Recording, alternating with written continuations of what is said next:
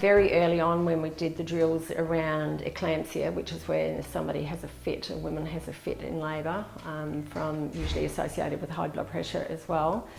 We've now got pre-packed magnesium sulphate, which is one of the first line management for it. And before we used to have to draw up about 8 ampules to get your loading dose. But now that loading dose is in a pre-packed syringe, and we've also got laminated cheat sheets or quick reference guides. So because we deal with it on such a rare basis, to happen to be the midwife at the day when it happens, then to have all that dosing and timing in your brain can be a bit of a challenge. But certainly having delivered prompt over, this is towards the end of my second year, a lot of that stuff is now stored in my head rather than having to look it up.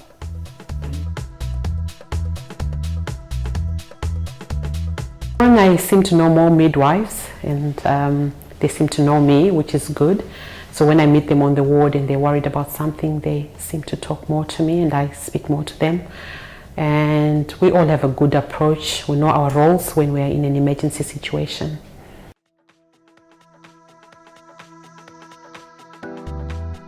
The big benefits are the multidisciplinary team and their own environment. You know, I have done a lot of scenario sort of bus stuff with just doctors in a very artificial environment. It was very hard to transfer that knowledge to what you do day to day. So I think they're the two big things that are great. I think what we did here was that we didn't have anaesthetic cover 24/7, and so we thought it would be more appropriate to involve our ED physicians because they're the ones who answer all the codes and who come and give us a hand, and so we involved ED physicians instead of the anaesthetists in the first place. And I think that's very important. If you're going to run a prompt course, you've got to tailor it to how your unit works and involve the people that would be involved in your obstetric emergencies. I think that it was really useful and great doing it in your own environment because it highlights the things that are specific to here that I didn't necessarily know. So I wasn't really sure where suction was on the wall and the oxygen tubing and things like that. So I think that was the really good part of it. So.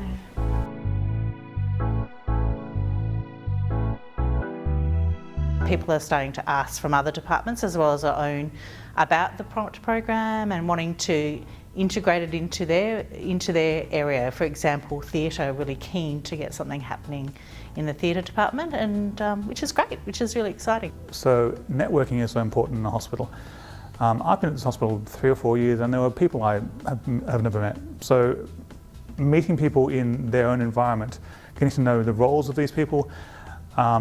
I may not remember their names next time I meet them, but we know each other, we know some of our skill sets.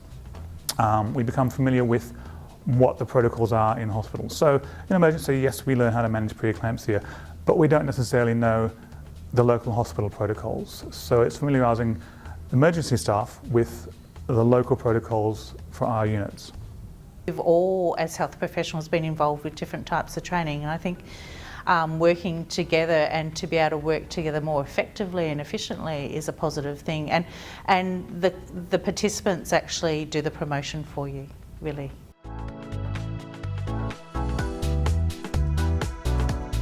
Because the practice is in the same environment, you're giving the same drugs, you're actually doing it in the practice, it translates very easily over into day-to-day practice.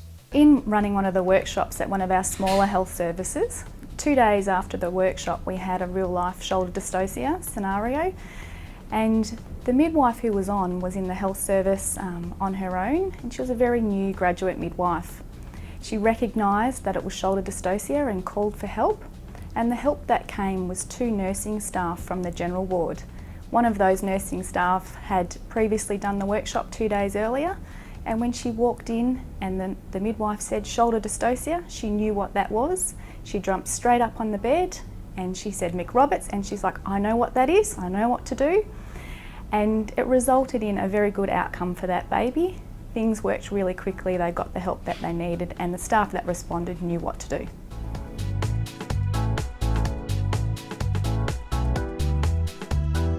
As an executive, we are absolutely committed to education and ongoing improvement. So any proposal that comes along saying, look, there's an opportunity for us to do what we do better and safer, will always get our attention immediately. So if that's overlaid with evidence that it works, then we're more likely again. And then of course the fact that it had VMIA's backing and funding means that it would be just something that we couldn't afford not to look at really closely.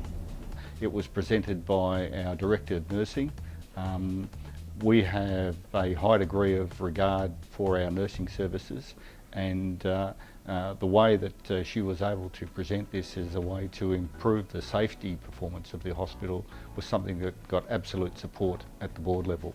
We take the area of risk management very, very seriously, and this is one of the critical risk areas for the organisation. I can only commend the executive and the nursing staff of this hospital as being probably one of the best I've ever seen.